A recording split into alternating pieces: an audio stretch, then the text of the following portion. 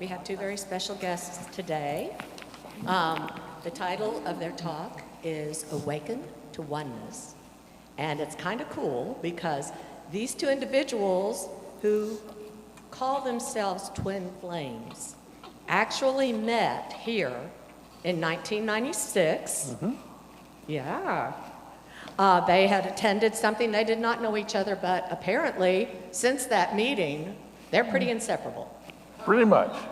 So, anyway, I would love to introduce you to Rusty Barrier and Tricia Seymour.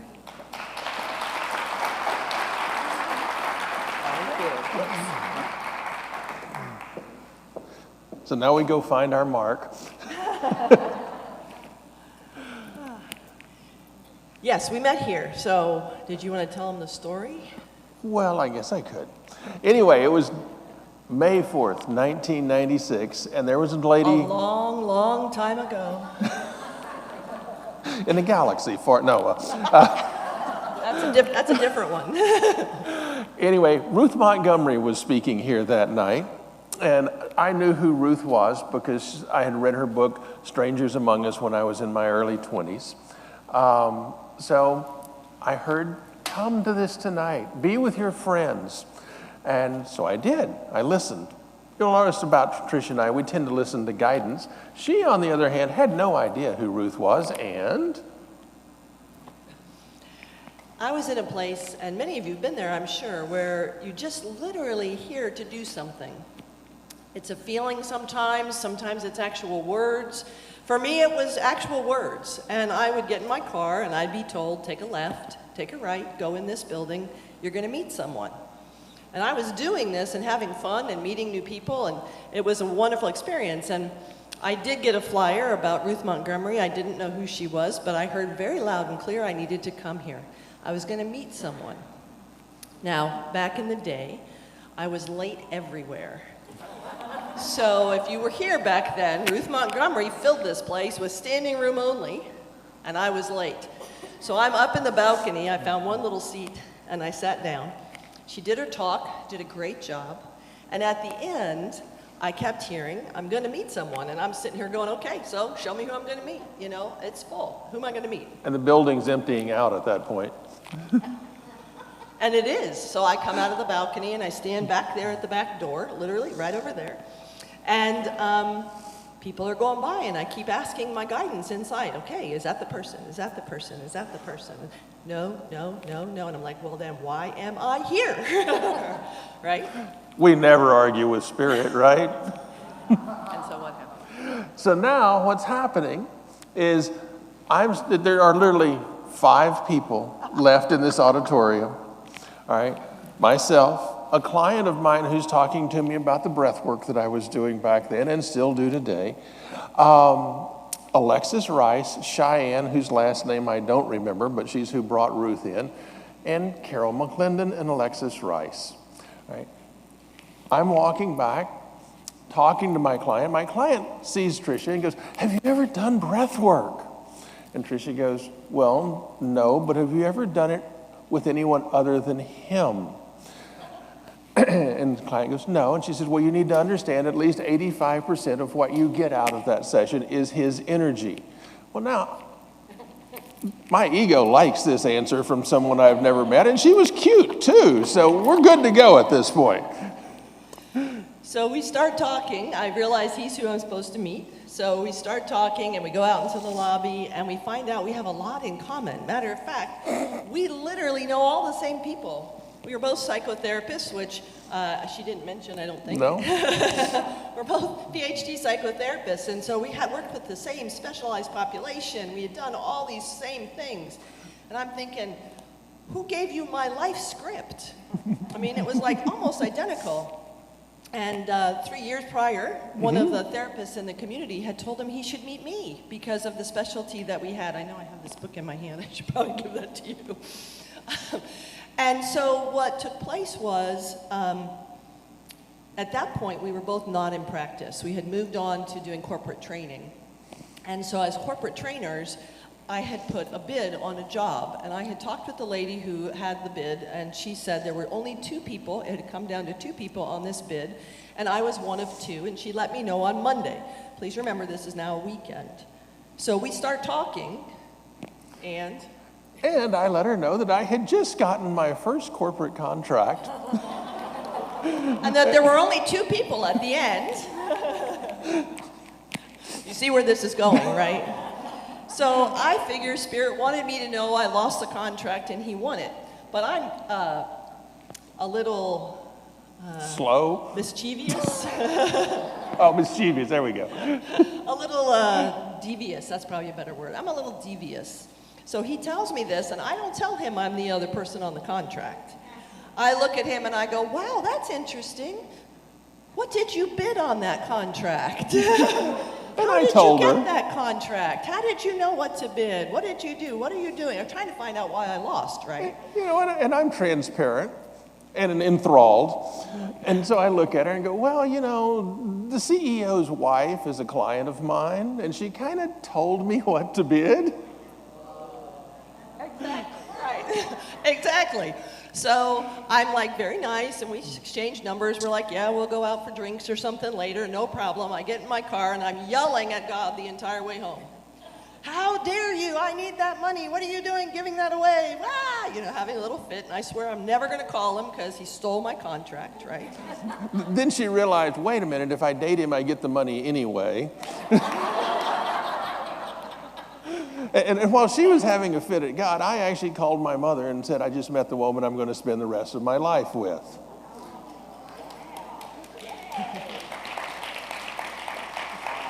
It took me about 6 months till I got there.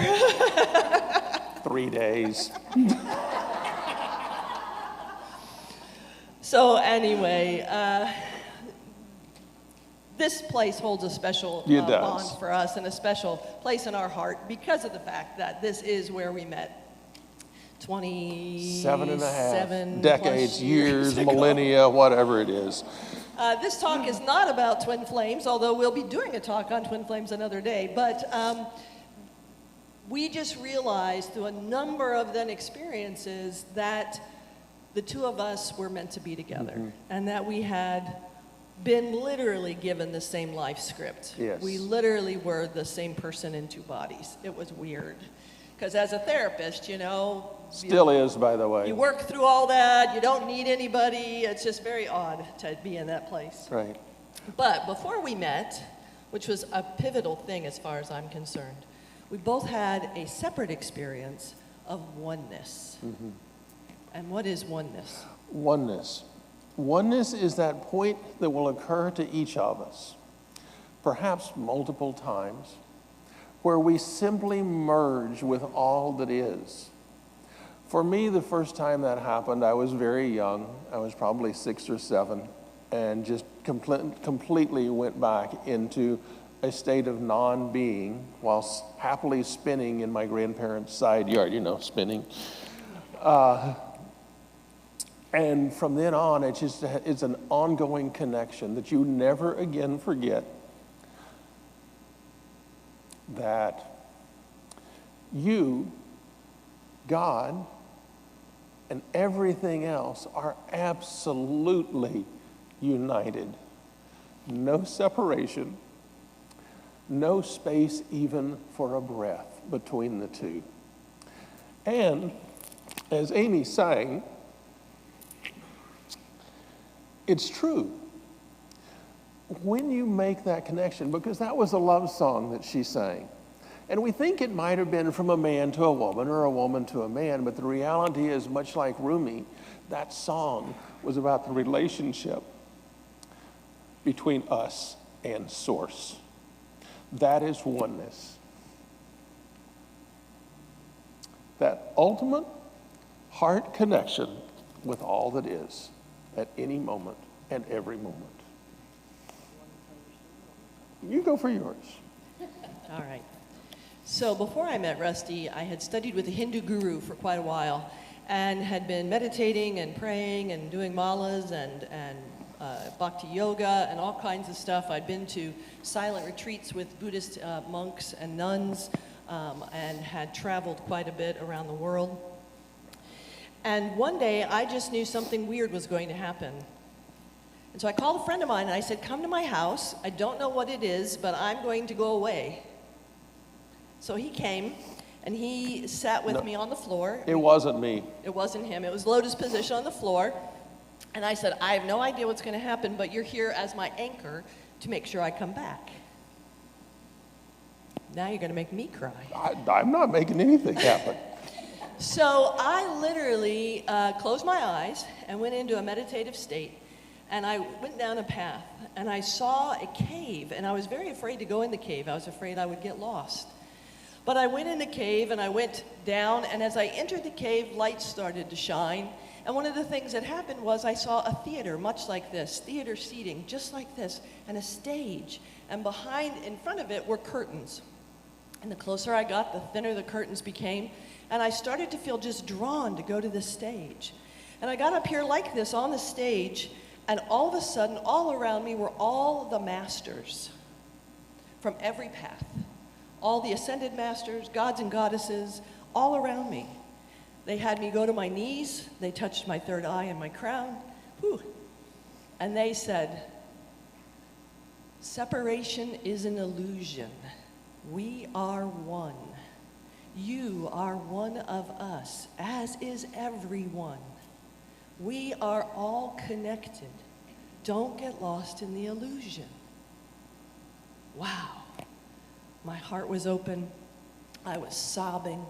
And I'm just amazed that these beings that I've worshiped all this time are telling me that we are the same, that we're one. There is no difference. I was in awe. At that moment, they had me stand up, and they led me out, back to the back, to this beautiful place of what we would call heaven. I grew up in the Methodist church with a very, very religious family. And my mother was determined to get lots of crowns, jewels in her crown. So I learned about heaven from a very young age and what that was. And so I walked into this very palatial room, huge chandeliers, gorgeous space. And I was told, you can stay here if you'd like. Or there's more. And I said, of course I want more. Who doesn't, right? And so they led me out a back door, and out the back door was a beautiful field. And it was just rolling hills. But in the rolling hills, there were shapes. And each shape looked like a soul. They were beautiful and glowing, but they were all separate. And I looked at the beings that were guiding me, and I said, well, wait a minute. You just told me we're all one. There is no separation. Then why here in this beautiful, loving place is all these beings are separate? And I heard laughter. And what happened next was that all those gorgeous glowing lights merged together into one huge ball. And I just was in awe. And all that I felt was love, just total acceptance. Mm-hmm. I was guided to step into the light. As I stepped into the light, I was no more. Mm-hmm. I had no mind, I had no cells, I had no body, I had no ego, I had no desires or wills. I was not. I did not exist. All I knew was this place was home, and I wanted to stay. I have no idea how much time passed, but I was told I couldn't stay, which of course I had a little fit about, right? My ego went, no, I want to stay. I was told that I needed to come back, that I wasn't on here in the physical plane, on 3D, whatever you want to call it, and I needed to return. So I begrudgingly did. I also was told I could go back anytime I wanted, and I do regularly. Mm-hmm. But that connection with everything, that connection with the all that is, the part that tells you in the cells of your being, you are not this separate illusion. This is a game. Mm-hmm. That's an avatar. That's not who you really are. You're just playing the game. And I got it on such a deep level that it has affected every aspect of my life. And that happened before we met. Not long. And then you had a similar experience. I had probably one of the ones that stands out the most for me. I was probably 29, 30 years old, and I was in Missouri and was driving through a wildlife preserve. And folks, trust me, nature sends me to oneness like that every time. But I had been walking a boardwalk first, and my ego was complaining about, I'm in this beautiful space of nature, and I've got all these people arguing with each other all around the place. It's like, oh, humans. And so now I'm back in my car, and I'm driving, and the windows are down. It's a beautiful day, and all of a sudden it dawns on me that my foot's no longer on the gas. My car is just slowly coming to a stop. And I'm looking out across a beautiful meadow, and all of a sudden, I'm no longer looking at the meadow. The wind is blowing through me. The trees are within me. The birds are singing within me.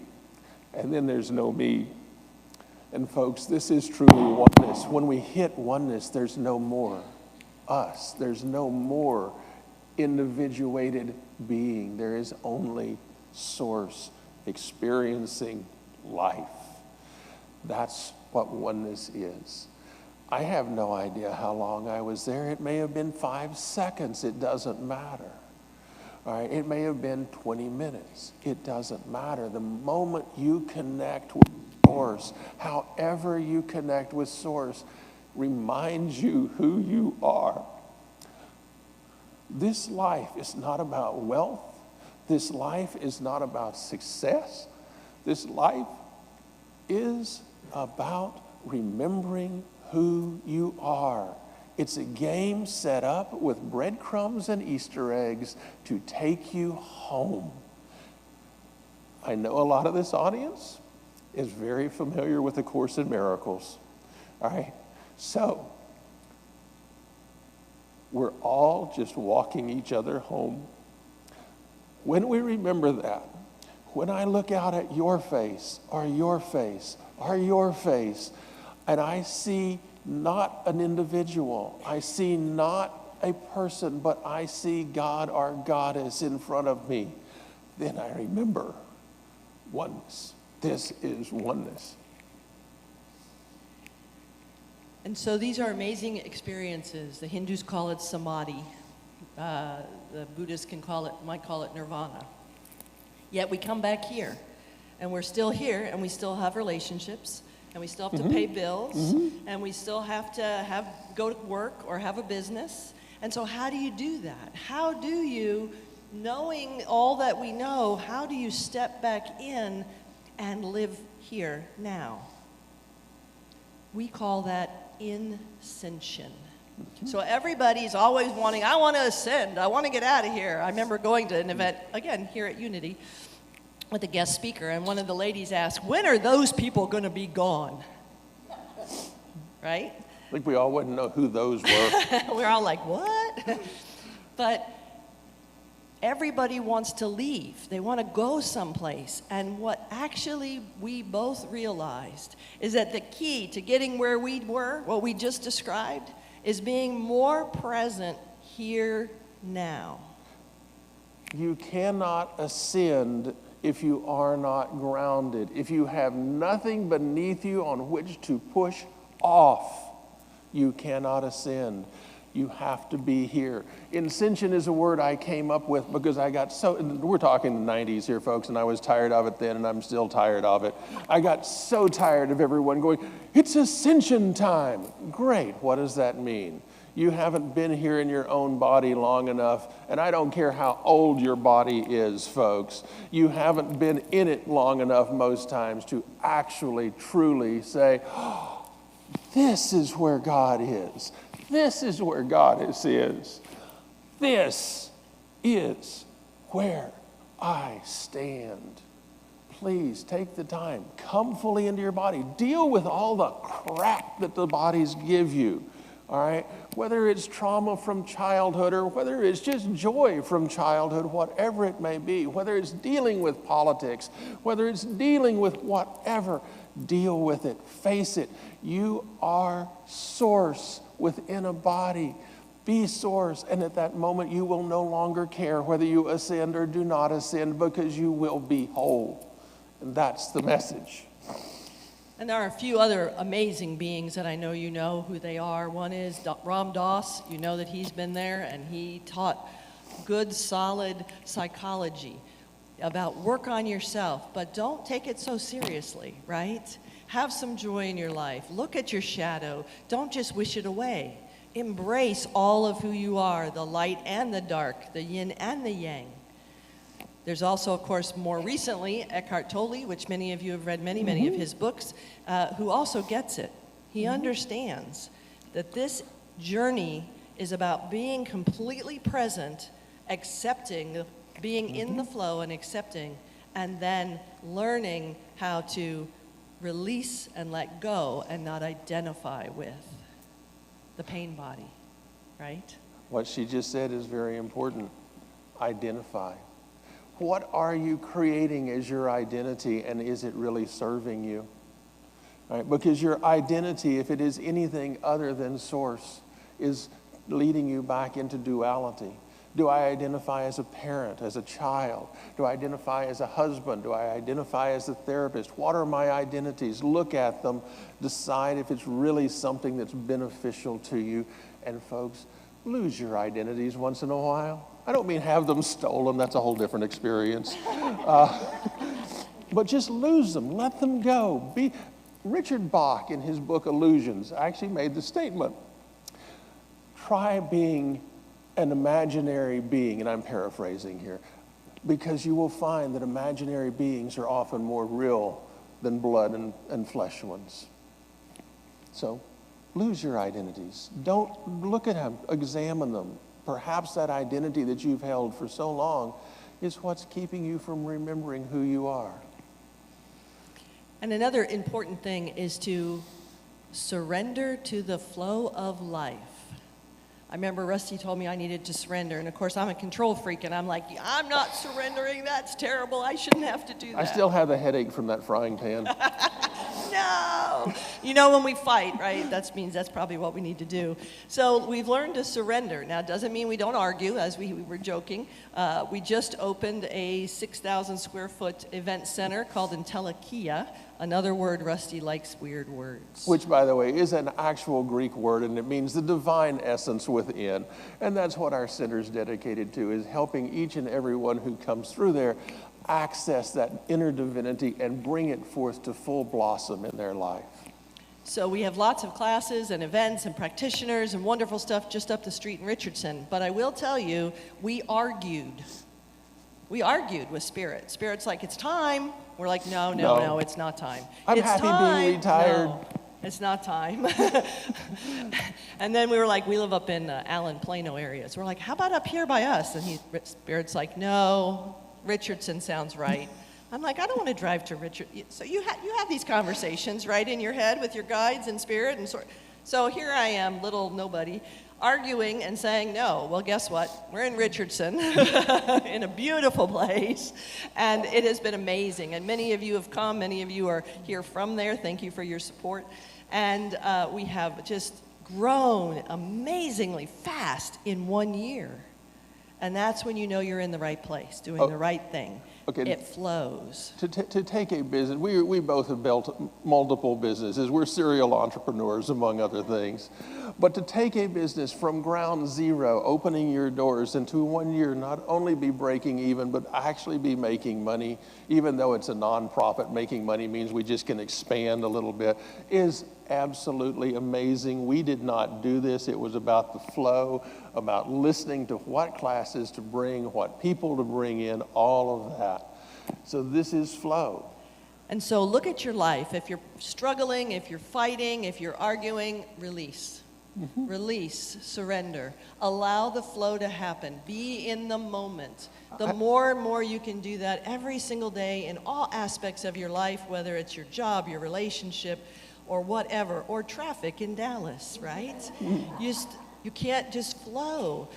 Things just go so much easier, and you will find that center that you're looking for and that peace when you're not always fighting. You know, back in the days when I got the daily word, I cannot count how many times the word of the day or the thought of the day was, let go and let God. In other words, surrender to the flow of your life. So we're going to do a meditation here for just a few minutes, and we're going to do a meditation on oneness and connecting with all that is. But I want to read you a quote. This is our book. It will be for sale out there. That's the sales pitch. We always forget to do that. I do. But I want to read you a quote by Rumi. Rumi. Out beyond ideas of right and wrong, there is a field. I will meet you there. When the souls lie down in that grass, the world is too full to talk about. Ideas, language, even the phrase, each other, doesn't make sense. Go out beyond the idea of right and wrong. I'll meet you there. Oneness. Oneness. Not duality, not you and me, not good and bad, not right and wrong. Oneness. Oneness. Sure. Go for it. All right. Okay. You all look like you're sitting down already. All right. Close your eyes. Get comfortable. Take a deep, deep breath in through your nose. And as you exhale through your mouth, feel all the stress and tension of your life drifting away. And as you breathe in again, and as you breathe out, just relax and let go. In your mind, repeat this phrase. I am you. You are me. We are one. I am God. God is you. We are one. Separation is illusion. All is one. And in this space of oneness, begin to pay attention to what's around you. What are the smells, the sounds in this place? What are the emotions that wash through you? And breathe and relax and know that you are safe.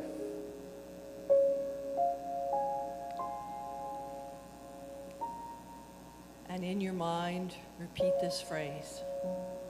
I am you. You are me. We are one. I am God. God is you.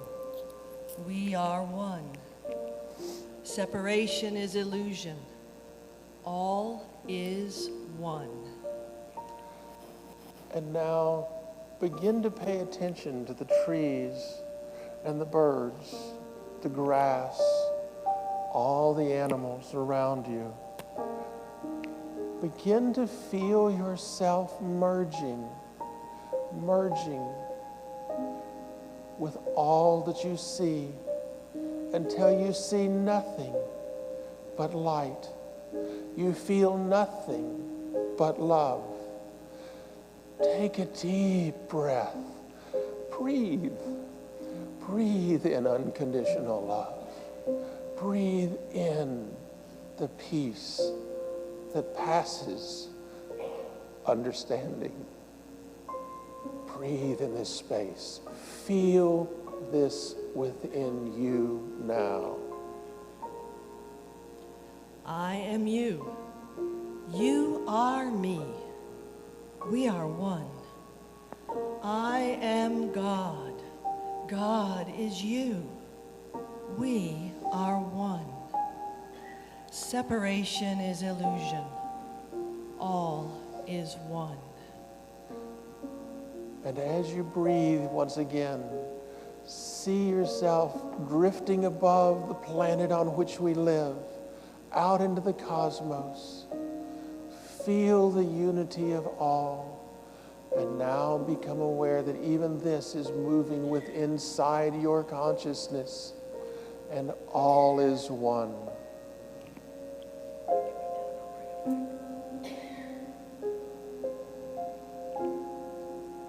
So feel this beautiful feeling. Allow it to permeate your cells. And now drifting back here, back to the building, back to your chair, back to your body. And now together out loud, let's say, I am you. You are me. We are one. I am God. God is you. We are one. Separation is illusion. All is one.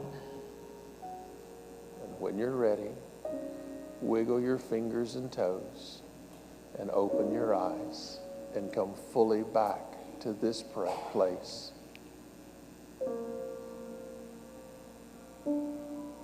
Thank you. Thank you very much.